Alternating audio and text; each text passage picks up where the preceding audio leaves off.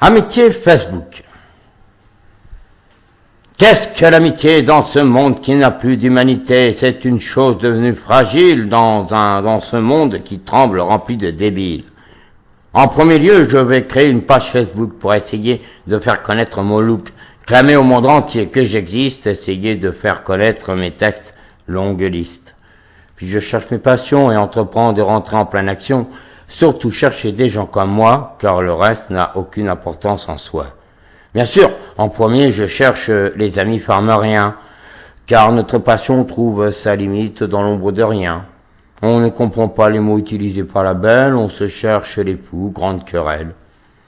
Je clique sur le terme magique « Ajouter », oubliant qu'elle peut être déboutée.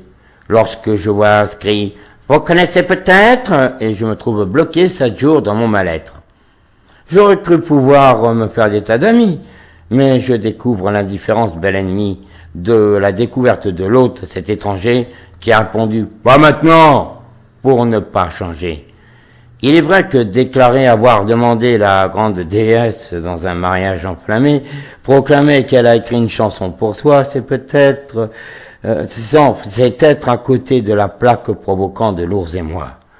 Alors je me retourne vers ma seconde passion, celle que je pratique depuis 11 ans comme solution d'analyse dans un contexte renfermé, puisqu'il semble que toutes les portes soient fermées.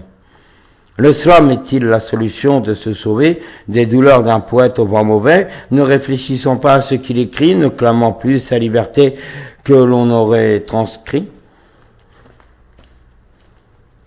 J'en décide de faire un site internet, alors même invité, donc tous mes amis, parfois un peu trop nets, pour clamer mon amour perdu. Car sinon, à la fin de l'année, je risquerais bien d'être pendu. Il ne faut jamais prendre la dernière goutte de champagne, sinon on risque de finir dans une bière en pleine campagne. Puis soudain, je tiens une femme ravissante, remplie de cicatrices débordantes, d'un destin de sa moitié dans une course, amenant à la mort sans avoir gagné sa bourse. Mais elle a fini par partir, déboutant mon amour qui voulait grandir. Puis je clique sur « J'accepte » l'amitié du bout du monde. Enfin des gens qui parlent sous les bombes qui grondent pour appeler à l'aide les autres nations. Mais c'est qui ce connard que je prends sans caution?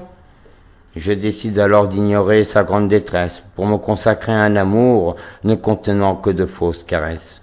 Puis un jour, c'est le grand réveil. Mémorisant mon amour sans merveille, je découvre ne pas être seul dans le même corps, avoir perdu mon identité dans ce monde de mort.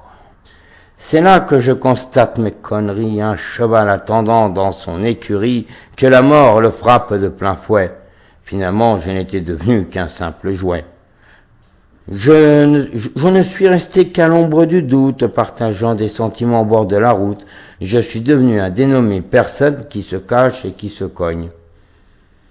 Je décide de faire le ménage pour devenir enfin un homme sage, en sélectionnant désormais tous les messages, évitant alors un grand carnage. Qu'est-ce que l'amitié dans ce monde qui n'a plus d'humanité?